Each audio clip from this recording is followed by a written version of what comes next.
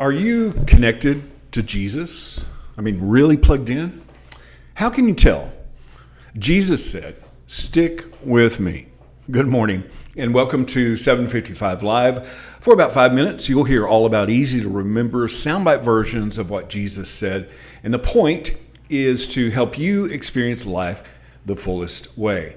Today's Jesus Said comes from John 15, verse 4. That's what you'll find at our weekday Bible plan at bible.today.church.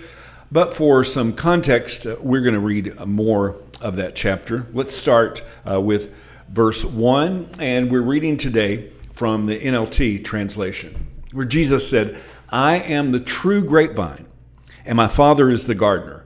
He cuts off every branch of mine that doesn't produce fruit, and he prunes the branches that do bear fruit, so they will produce even more.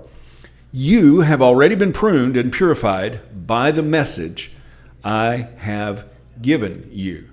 Remain in me, and I will remain in you, for a branch cannot produce fruit if it is severed from the vine, and you cannot be fruitful unless you remain in me."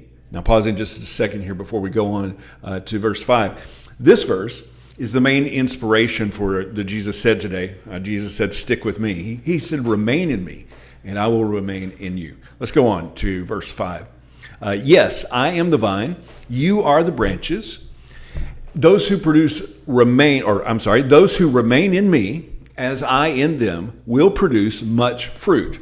For apart from me, you can do nothing. Anyone who does not remain in me is thrown away like a useless branch and withers.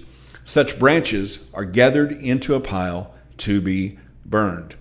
But if you remain in me and my words remain in you, you may ask for anything you want, and it will be granted. When you produce much fruit, you are my true disciples. This brings great glory to God." Now, unpacking this a little bit, this is after what we call the Last Supper. It's some of the last teaching that we have that Jesus gave before crucifixion. And what he's saying here, he really stated that he alone is the vine, the source for all who believe in him. And we are attached to him, the vine, by faith, but also for a purpose, to bear fruit. And if we don't, the Father cuts us off. No fruit, no connection. Did you get that? The Father cuts us off if we don't bear fruit.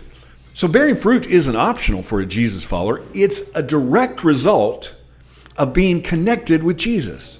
No fruit, no connection.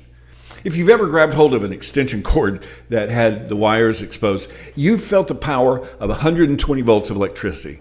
I've never seen anyone come into contact with 120 volts without having an immediate and noticeable reaction.